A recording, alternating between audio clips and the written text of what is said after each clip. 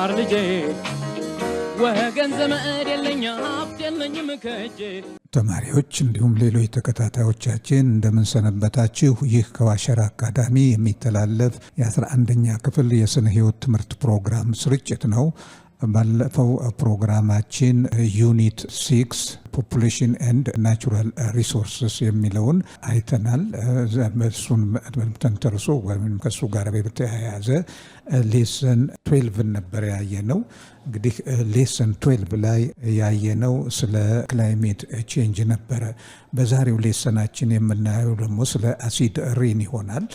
በቀጥታ ወደዚህ ከመግባታችን በፊት ሁልጊዜ አደራ የምንላችሁ የአካዳሚያችን ዋነኛ ዓላማ ይህ ትምህርት የመምህራን እጥረት፣ የግብዓት እጥረት ባለባቸው አካባቢዎች ለተማሪዎች ተደራሽ እንዲሆንና ተማሪዎች እኩል ተወዳዳሪ እንዲሆኑ ለማድረግ ስለሆነ ይሄንኑ ለማድረግ ይቻል ዘንድ ሼር፣ ሰብስክራይብ እና ላይክ በማድረግ እንድትተባበሩን አደራ ጭምር እንጠይቃለን። እንዲህ ወደ ዛሬው ሌሰን ከመግባታችን በፊት ባለፈው ሌሰን 12 ላይ ያየነው ስለ ክላይሜት ቼንጅ። እንግዲህ ክላይሜት ቼንጅ ምን ማለት እንደሆነ ይሄ ክላይሜት ቼንጅ ማለት በአጠቃላይ የአየር ንብረት ለውጥ ነው። እንግዲህ ከተለመደውና በወቅታዊ ክስተቶች የሚከሰተው ነባራዊ የአየር ሁኔታ በሚዛባበት ጊዜ ወይም በሚዋዥቅበት ጊዜ ያን ውዥቀት ነው እንግዲህ የክላይሜት ለውጥ የምንለው።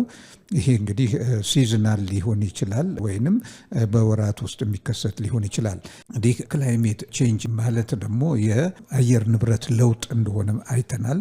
ከዛ በተጨማሪ ይሄ የአየር ንብረት ለውጥ ስንል የዝናብ መጠን፣ የሙቀት፣ የአካባቢ ሙቀት የመሳሰሉትን ያካተተ ነው ማለት ነው። ሌላኛው ያየነው ለክላይሜት ቼንጅ መንስኤዎች ኮዝስ ኦፍ ግሎባል ክላይሜት ቼንጅ ምንድን ናቸው? ለክላይሜት ቼንጅ መንስኤዎች ነው።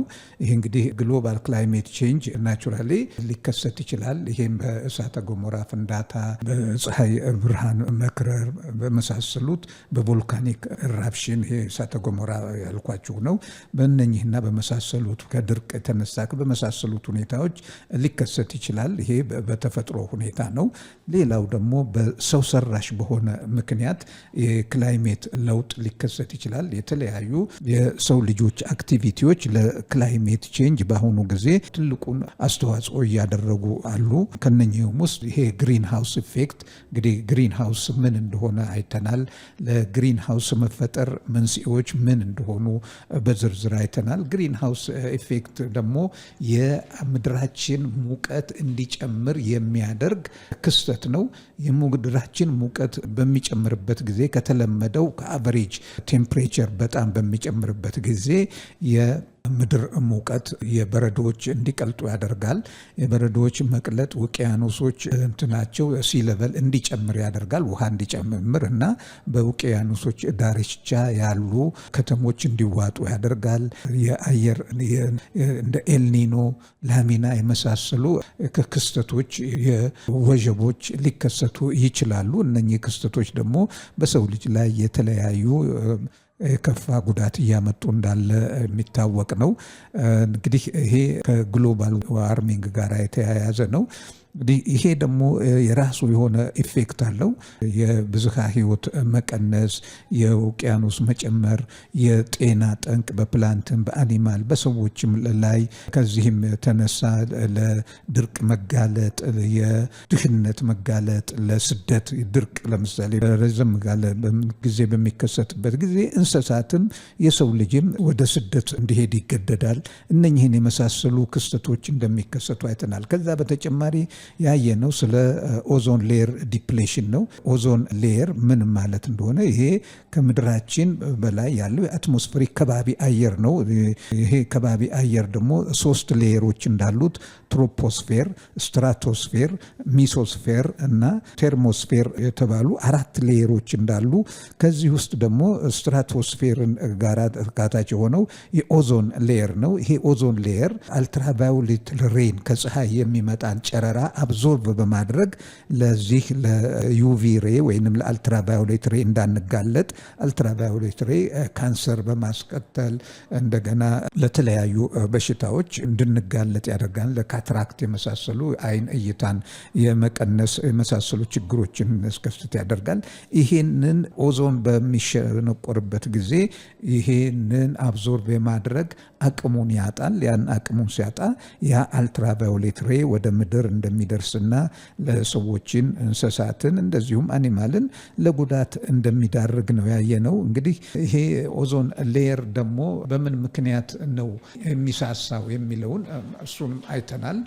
እዛ ላይ ዋነኛዎቹ መንስኤዎች ለኦዞን ሌየር መሳሳትና መሸንቆር የተለያዩ ክሎሮፍሎሮ ካርበን የምንላቸው ጋሶች ልቀት ነው።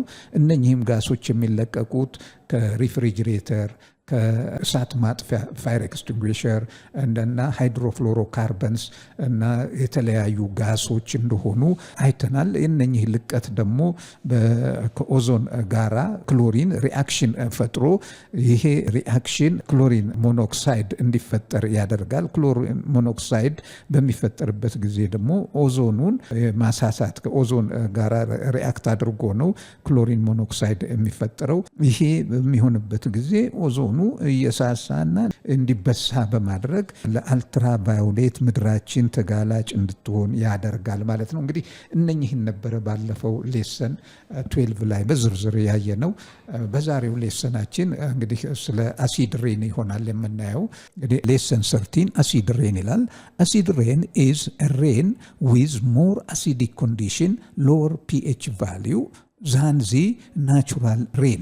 እንግዲህ አሲድ ሬን ማለት ምን ማለት ነው? አሲድ ሬን ማለት የዝናብ ውስጥ ከኖርማል የፒኤች ቫሊው ዝቅ ባለ ፒኤቹ ዝቅ ባለ ወይንም አሲድ በሆነ መልኩ የዝናብ ውሃ በአሲድ መበከል ማለት ነው። ይህን ነው አሲድ ሬን የምንለው። አሲድ ሬን is caused by a high concentration of acid-forming pollutants that dissolve in fresh condensed vapor in the atmosphere. እንግዲህ አሲድ ሬን ደግሞ በምን ምክንያት ይከሰታል? አሲድ ሬን የሚከሰተው የተለያዩ የአየር ፖሉታንት በካይ ጋሶች ወደ አየር በሚለቀቁበት ጊዜ ከኖርማሉ ውሃ ወተር ቬፐር ጋራ ዲዞልቭ በማድረግ እዛ ውስጥ ሪአክሽን በመፍጠር ወደ አሲድነት አሲድ ፎርም እንዲሆን እንዲከሰት ማድረግ ነው ማለት ነው። the major causes of acid rain are እንግዲህ ዋናዎቹ ለአሲድ ሬን መፈጠር መንስኤ የሆኑ ምክንያቶች የሚከተሉት ናቸው።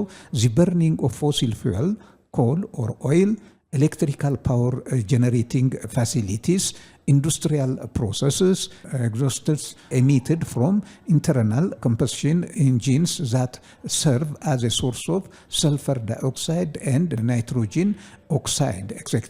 እንግዲህ ዋነኛዎቹ ለአሲድ ሬን መፈጠር መንስኤ የሆኑት አንደኛ የሰው ልጅ የተለያዩ የፎሲል ፊውሎችን በነዳጅ በኃይል ምንጭነት በሚያቀጣጥልበት ጊዜ ይሄ ከመኪና ሊሆን ይችላል፣ ከተለያዩ ጄኔሬተሮች ሊሆን ይችላል።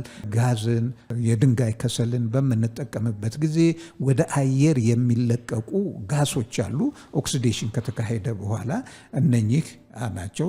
ሁለተኛው ኤሌክትሪክ ፓወር በምናመነጭበት ጊዜ ያንን ለማመንጨት የምንጠቀምባቸው ነገሮች የሚለቋቸው ልቀቶች አሉ። እነኚህም ሌላ ከኢንዱስትሪ የሚለቀቁ የተለያዩ ጋስ ልቀቶች፣ ከዛም በተጨማሪ ከተለያዩ ቤትም ሆነ ኖርማል ኦክሲዴሽን ያለባቸው ሪአክሽኖች ሰዓት መሳሰሉት አይነት በምንጠቀምበት ጊዜ ነዳጅን በምንጠቀምበት ጊዜ የምንለቃቸው የሰልፈር ይዘት ያላቸው ጋሶች ወደ አትሞስፌር ይለቀቃሉ። እነኚህ ደግሞ ጋሶች ሰልፈር ዳይኦክሳይድ እና ናይትሮጅን ኦክሳይድ እንዲፈጠር ያደርጋሉ ማለት ነው። እነኚህ ናቸው እንግዲህ ዋናዎቹ ለአሲድ ሬን መንስኤ የሆኑት። ሰልፈር and nitrogen combines with oxygen to form sulfur dioxide and nitrogen dioxide which contributes to acidity of rain። እንግዲህ ሰልፈር እና ናይትሮጂን ከኦክሲጅን ጋር ኮምባይን በማድረግ ሰልፈር ዳይኦክሳይድ እና ናይትሮጂን ኦክሳይድ እንዲፈጠር ያደርጋሉ። እነኚህ ሰልፈር ዳይኦክሳይድ እና ደግሞ ናይትሮጂን ዳይኦክሳይድ ለአሲድ መፈጠር ዋነኛዎቹ መንስኤዎች ናቸው ማለት ነው። ሰልፈር ዳይኦክሳይድ and nitrogen oxide ኢንተር ኢንቱ ዚ አትሞስፌር። እንግዲህ ሰልፈር ዳይኦክሳይድ እና ናይትሮጂን ዳይኦክሳይድ ወደ አትሞስፌር ኦክሲጅን ጋር ሰልፈር እና ናይትሮጂን ከኦክሲጅን ጋር ኮምባይን አድርገው ሰልፈር ዳይኦክሳይድ እና ናይትሮጂን ኦክሳይድ ፎርም ካደረጉ በኋላ ወደ አትሞስፌር ሲገቡ ከአትሞስፌር ጋር ካለው atmosphere and react with water to form a solution of sulfuric acid and nitric acid. Carbon dioxide also slightly acidic condition in the atmosphere. እንግዲህ ሰልፈር ዳይኦክሳይድ እና ናይትሮጂን ዳይኦክሳይድ ወደ አየር በሚሄዱበት ጊዜ ከውሃ ጋር ሪአክት አድርገው ከወተር ቬፐር ጋር ሰልፊውሪክ አሲድ እና ናይትሪክ አሲድ እንዲከሰት ያደርጋል። እንግዲህ ዋነኛው የአሲድ ሬን መንስኤዎችን ፎርም ያደርጋል ማለት ነው። ከዚህም በተጨማሪ ውስንም ቢሆን ካርበን ዳይኦክሳይድም ካርቦኒክ አሲድን በመፍጠር የራሱ የሆነ የአሲድ ኮንዲሽን ፎርሜሽን አስተዋጽኦ አለው። እዚህ ዲያግራም ላይ የምታዩት እዚህ ጋር ፎርሜሽን ኦፍ አሲድ ሬን ይላል። እዚህ ጋር ታያላችሁ ከተለያዩ እንትኖች የሚወጡ እዚህ ውሃ አለ። ከዚህ ሰልፈር ከኤሚትድ በሚሆንበት ጊዜ ይሄ ሰልፈር ከኦክሲጅን ጋር ሪአክት አድርጎ ሰልፈር ዳይኦክሳይድ ናይትሮጂንም ናይትሮጂን ዳይኦክሳይድ ፎርም ያደርጋል። ከዛ ወደ ላይ በሚሄድበት ጊዜ ደግሞ ወተር ቬፐር አለ፣ ኖርማል የሆነ ወተር ቬፐር ከሱ ጋር ሪአክት በማድረግ ሰልፊውሪክ አሲድ እና ናይትሪክ አሲድ ፎርም እንዲያደርግ ያደርጋል። ይሄ ሰልፊውሪክ አሲድ እና ናይትሪክ አሲድ እንደገና በዝናብ መልክ ከዝናብ ውሃው ጋር ተቀላቅለው ወደ ታች ይወርዳሉ ማለት ነው። ከዚህ ከኢንዱስትሪዎች ከተለያዩ ወደ ታች በሚወርዱበት ጊዜ ምድር ላይ የከርሰ ምድርን የውሃ እንደዚሁም የዝናብ ውሃን በክለው በእጽዋት ላይ፣ በእንስሳት ላይ፣ በሌሎቹም ላይ በቀጥታም ይሁን በተዘዋዋሪ መልኩ የራሳቸው የጎንዮሽ ጉዳቶች እንዲከሰቱ ያደርጋሉ ማለት ነው። እንግዲህ ኢፌክት ኦፍ አሲድ ሬን ምን ኢፌክት አለው በምንልበት ጊዜ አሲድ ሬን ኮዝስ ኤ ግሬት ዳሜጅ ቱ plants, soil and water that in turn affects many living organism. እንግዲህ አሲድ ሬን እጽዋትን አፌክት ያደርጋል። እዚህ ጋር ስዕሉ ላይ እንዳያችሁት አፈራችንን ይበክላል፣ እንደገና ውሃም እንዲበከል ያደርጋል። እንግዲህ አፈርን መጠቀም የማይቀር ነገር ነው። ፕላንትን መጠቀማችን አይቀርም፣ ውሃን መጠቀም አይቀርም። የተኛውም ፍጡር ይሄንን በሚጠቀምበት ጊዜ ያ በአሲድ የተበከለውን ውሃ የሚጠቀም ማንኛውም ፍጡር አፌክትድ ይሆናል ማለት ነው በዛ ኬሚካል ወይንም አሲድ የተነሳ። Acid rain harm plants by damaging the outer leaf surface by stripping away the waxy protective coating from the plant leaves, resulting in leaching of nutrients such as calcium, magnesium and potassium out of the leaf tissue and keep seed from drying. እንግዲህ እዚህ ጋር ምንድነው አሁን ያነበብኩላችሁ አሲድ ሬን በሚዘንብበት ጊዜ በቅጠሎች ላይ ያርፋል። በቅጠሎቹ ላይ በሚያርፍበት ጊዜ በቅጠሉ ላይ እንደ ልክ ለፕሮቴክቲቭ ቆዳችን የውስጥ ሰው አካላችን እንደሚከላከል ቅጠሎችም የራሳቸው ዋክሲ ኪዩቲክል አላቸው ፕሮቴክቲቭ ሌየር ያንን ከላዩ ላይ ያሟሟ አጥቦ ያሟሟል፣ ዲዞልቭ እንዲያደርግ ያደርገዋል። የዚህ ደግሞ ከዛ የታጠበ መውጣት ከቅጠሉ ውስጥ ያሉ ኒውትረንቶች እንደዚሁ እንደ ካልሲየም፣ ማግኒዚየም፣ ፖታሲየም የመሳሰሉት እንዴት ከቅጠሉ ውስጥ እየወጡ እንዲባክኑና ቅጠሉ ወይንም ፕላንቱ ለሞት እንዲዳረግ ያደርጋል። ይሄ አንዱ የአሲድ ሬን ሃርም ፕላንቶችን የሚጎዳበት መንገድ ነው። ሌላኛው አሲድ ሬን በአፈር ውስጥ በሚከማችበት ጊዜ ዘሮችን የተለያዩ ዘሮችን በምንዘራበት ጊዜ ዘሮቹ እንዳይበቅሉ ያደርጋል። ልብ አድርጉ፣ አንድ ዘር መሬት ውስጥ ተዘርቶ ለመብቀል suitable ቴምፕሬቸር ምቹ ቴምፕሬቸር አየር እንደዚሁም ምቹ ፒኤቹም ወሳኝነት አለው ማለት ነው። አሲድ ነክ በሚሆንበት ፍሬዎቹ እንዳይበቅሉ ያደርጋል ማለት ነው። በተጨማሪም ፕላንቶችን ይሄ አሲድ ሬን የሚጎዳው by degrading the availability of nutrients in the soil so that plants do not use them በማዕድናትን የተለያዩ ሪሶርሶች በአፈር ውስጥ ያሉትን በማመናመን ያ አሲድ ፕላንቶች የሚፈልጉትን የሪሶርስ ግብዓት እንዳያደርጉ በማድረግ ፕላንቶችን አሲድ ሬን ይጎዳል ማለት ነው። የፕላንቶች መጎዳት ደግሞ በቀጥታ ቢሆን በተዘዋዋሪ በሌሎች ህያዋን ላይ ጉዳት አለው ማለት ነው። ሌላ እንደዚህ ጋር እንዳየነው ዲዞልቪንግ አልሙኒየም ኢን ዚ ሶይል which stops the growth of a plant አልሙኒየም በአፈር ውስጥ የሟሟ ከአፈሩ ጋር በሚቀላቀልበት ጊዜ ፕላንቶች ያንን ለዛ ተጋላጭ የሆኑ ፕላንቶች እንዳይበቅሉ ወይንም እድገታቸው ኖርማል እንዳይሆን ያደርጋል።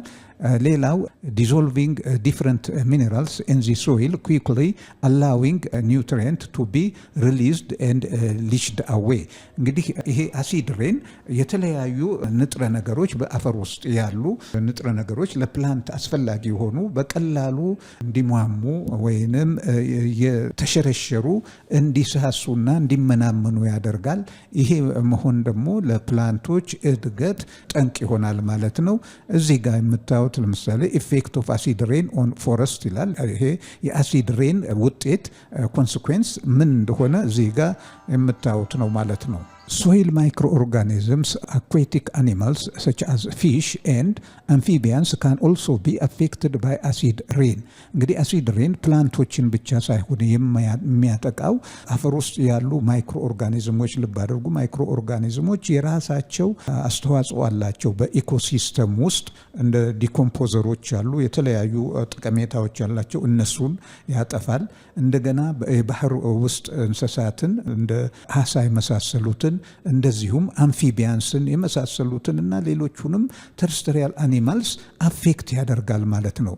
Acid rain is also affecting human being by reducing the quality of water and causing acute toxicity or a chronic health problem due to dissolved trace materials. እንዲህ ከነኛም በተጨማሪ ደግሞ የሰው ልጅም ለጉዳት ይጥላል አሲድ ሬን። ይሄን የሚያደርገው የምንጠጣው ውሃ በአሲድ በሚበከልበት ጊዜ የዚህ የአሲድ ብክለት ያንን ውሃ የሚጠጣ ሰው ለከፍተኛ በሽታ ወይንም ህመም የጤና ጠንቅ ይጋለጣል ማለት ነው። እንግዲህ አሲዱ ብቻ ሳይሆን በአሲዱ የተነሳ የሚሟሙ የተለያዩ ሚኒራሎች ለሰው ልጅ ጠንቅ የሆኑ ሚኒራሎች ከውሃ ከአፈር ጋር በመደባለቅ ለሰው ልጅ ጠንቅ የሆኑ ነው ማለት ነው። ሪዛልት ኢን ሊቺንግ ኦፍ ሄቪ ሜታልስ such as iron, lead and copper into drinking water። እንግዲህ የዚህ የአሲድ ሬን ሄቪ ሜታሎችን እያሟሟ እንደ ብረት፣ ሊድ፣ ኮፐር የመሳሰሉት ወደ ውሃ ከርሰ ምድር ውሃ ወደ ፈሳሽ ውሃ ወደ ውቅያኖሶች እንዲገቡ ያደርጋል። ያንን ደግሞ የሰው ልጅ ለተለያዩ ጠቀሜታዎች በሚገለገልበት ጊዜ ለተለያዩ ጉዳቶች ይዳረጋል ማለት ነው። ዳሜጅ ቢልዲንግስ ኤንድ ሞኑመንትስ ሜድ አፕ ኦፍ ስቶን ኤንድ ሜታልስ። ከዚህም በተጨማሪ ህንፃዎችን፣ ድንጋዮችን እንዲሰነጠቁ እንዲፈራካከሱ የማድረግ ሐውልቶችን የመሳሰሉትና የተለያዩ ቅርሶች ከድንጋይና ከተለያዩ ማቴሪያል የተሰሩትን የማጥፋት አቅምም አለው እና ከፍተኛ ጉዳት አለው ማለት ነው አሲድ ሬን። በመቀጠል ደግሞ የምናየው ስለ ሎስ ኦፍ ባዮዳይቨርሲቲ ይሆናል።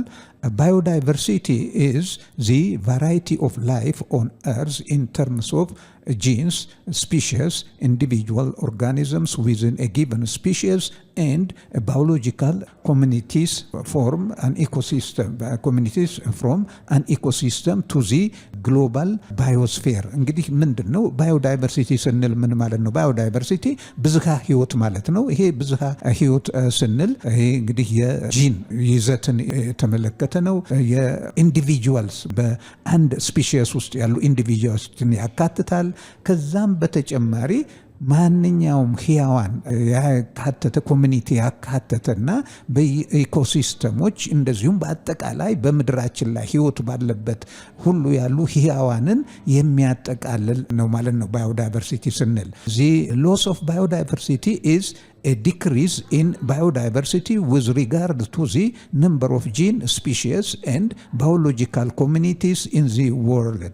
እንግዲህ loss of biodiversity ስንል ደግሞ የዚህን የብዝሃ ህይወት መመናመን ማለት ነው። ይሄ እንግዲህ ጂን ፑል እንዲቀንስ ያደርጋል፣ ስፒሺስ እንዲቀንስ ያደርጋል፣ ኮሚኒቲዎች እንዲቀንሱ ያደርጋል። እንዴ ኮሚኒቲ ኮሌክሽን ኦፍ ፖፑሌሽን ነው።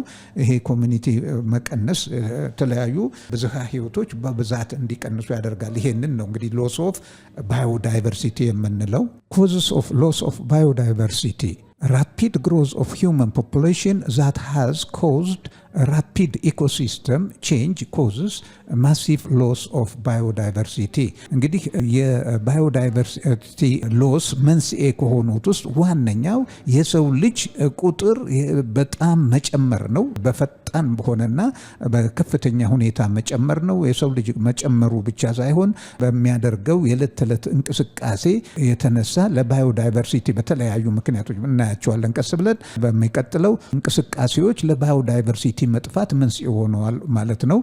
The major causes of the loss of biodiversity are loss of habitat and degradation, over-exploitation, pollution, climate changes and ይላል። እንግዲህ ዋነኛዎቹ የባዮዳይቨርሲቲ ጥፋት መንስኤ የሆኑት አንደኛው የሃቢታት እና የዲግራዴሽን የተፈጥሮ ሀብት መመናመን ነው። ሌላው አላግባብ መጠቀም ነው። አላግባብ መጠቀም ሲባል ከኬሪንግ ካፓሲቲው በላይ ኤክስፕሎይት ማድረግ ማለት ነው። ከዛ ደግሞ አየሩን በመበከል እጽዋቶችን በመበከል አካባቢን በመበከል እጽዋትን ለሞት እና ለተለያዩ ጉዳት መዳረግ ነው። ሌላው የአየር ንብረት ለውጥ ነው። እነኚህ ያሉ።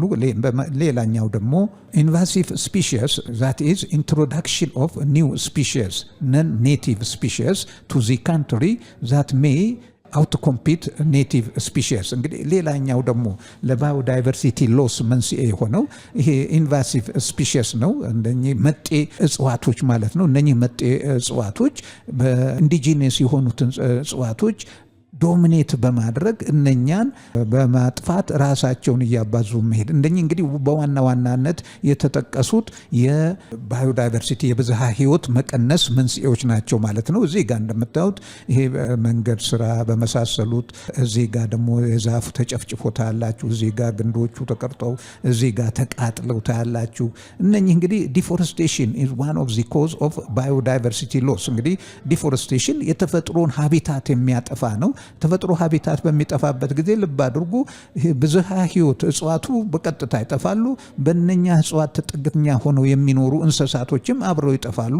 እንግዲህ ይሄ ዋነኛው የብዝሃ ህይወት መጥፋትና መመናመን ምክንያት የዲፎረስቴሽን ፕሮሰስ የሰው ልጅ አክቲቪቲ ነው ማለት ነው።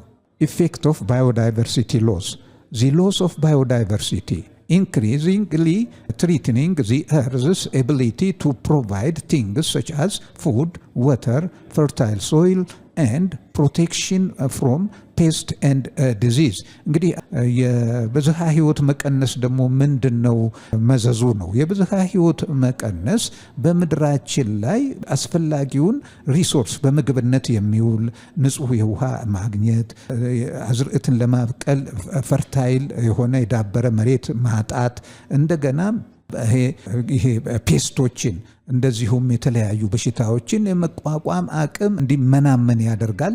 ሌላኛው lower an ecosystem productivity and lower the quality of the ecosystem service። እንግዲህ ይሄ ደግሞ ሌላኛው ደግሞ የኢኮሲስተሙ ምርታማነት ፕሮዳክቲቪቲ እንዲቀንስ ያደርጋል። ከዛም በተጨማሪ ኳሊቲው እንዲቀንስ ያደርጋል። የብዝሃ ህይወት ሲቀንስ ኳሊቲም አብሮ ይቀንሳል ኢኮሲስተሙ። ይሄ መሆን ደግሞ ኢኮሲስተሙ የምናገኘውን ጠቀሜታ ህያዋን በሙሉ የሚያገኙት ጠቀሜታ እንዲቀንስ ያደርጋል ማለት ነው። እንግዲህ የባዮዳይቨርሲቲ ሎስ በቀላል የሚመት ችግር አይደለም ማለት ነው ተማሪዎች። affect the economic system and human society, result loss of traditional medicines derived from plant and animals። እንግዲህ በአጠቃላይ የዚህ ሎስ የብዝሃ ህይወት መመናመን የሚያስከትላቸው ጉዳቶች እንግዲህ አሁን እስካሁን ድረስ ያየናቸው ናቸው ማለት ነው። እንዲህ ተማሪዎች የዛሬውን ሌሰን በዚህ የምናጠቃልል ይሆናል። በዛሬው ሌሰናችን ስለ ባዮዳይቨርሲቲ ወይንም ብዝሃ ህይወት ምን ማለት እንደሆነ የብዝሃ ህይወት ጠቀሜታ ከዛም በተጨማሪ ለብዝሃ ህይወት መመናመን መንስኤዎች ምን እንደሆኑ አይተናል። በዚሁ የዛሬውን ሌሰን እናጠቃልላለን። በሌሰናችን መጨረሻ ደግሞ ሁልጊዜ አደራ የምንላችሁ የአካዳሚያችን ስኬት መለኪያ የእናንተ እርካታ ስለሆነ መሻሻል ያለባቸውን የትምህርት አሰጣጥ ላይ የማሻሻያ ሀሳብ ኮሜንት ከመስጠት ወደኋላ እንዳትሉ አደራ ጭምር እንጠይቃለን። በሚቀጥለው ሌሰን እስከምንገናኝ ደህና ሁኑ፣ ደህና ሰንብቱ ተማሪዎች።